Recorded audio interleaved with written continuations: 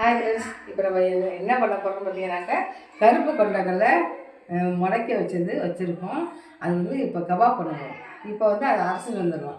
இதை முளைக்கட்டினது எப்படின்னு பார்த்தீங்கன்னாக்கா கீழே வந்து நாங்கள் கொடுத்துருக்கோம், லிங்க் கொடுத்துருக்கோம், அதை பாருங்கள். இப்போ இதை போய் அரைச்சிருந்துடலாம். குறக்கணும் இது பாருங்கப்பா, இந்த மாதிரி குறக்கணும். இப்படி அரைச்சிங்க, அது தட்டுறதுக்கு கரெக்டாக இருக்கும். இதை அரைச்சிட்டோமா.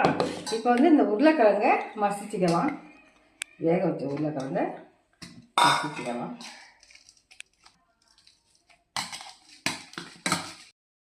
உருளைக்கிழங்கு மசாச்சுப்பா. இதை போட்டுக்கலாம். இல்லை வெங்காயம் போட்டுக்கலாம், கருவேப்பிலை, கொஞ்சோண்டு பச்சை மிளகாய், கொஞ்சோண்டு கரம் மசாலா,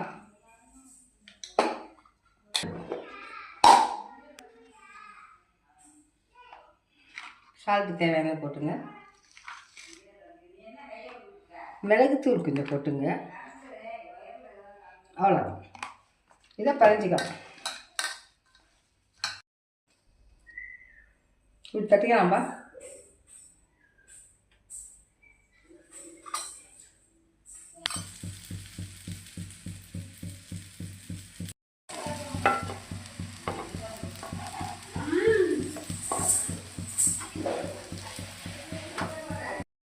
இந்த வாங்கப்பா, வெந்துட்டு எடுத்துடலாம். வெரி சுட இருக்குது. வாங்க சாப்பிட்லாம். உங்களை வாங்கன்னு கூப்பிட்றேன். ஆனால் நீங்கள் யார் கொடுத்துடலாம். நீங்கள் வாங்க, சுட இருக்குது. மொளை கட்டின கருப்பு சுண்டல் கபாப் ரெடி. கருப்பு சுண்டல் கபாப் ரெடி. வாங்க சுட சாப்பிடலாம். இப்போ பேரம்பத்தி இருந்து கொடுத்துடலாம்.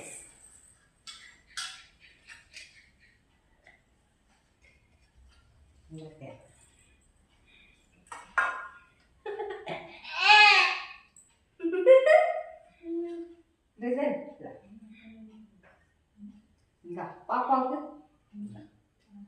சாப்பிடு. கொடுத்துருவோம். இப்போ நம்ம டேஸ்ட் பண்ணலாம்.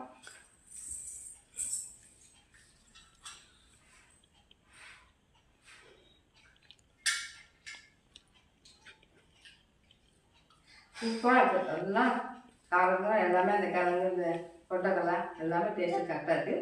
இது மாதிரி எண்ணெயெல்லாம் போடல, அதனால் தோசைக்கல்லில் போட்டு இது கொடுத்துங்க. ஆரோக்கியமாக இருக்கும். இதை ட்ரை பண்ணுங்கள். தேங்க்யூ.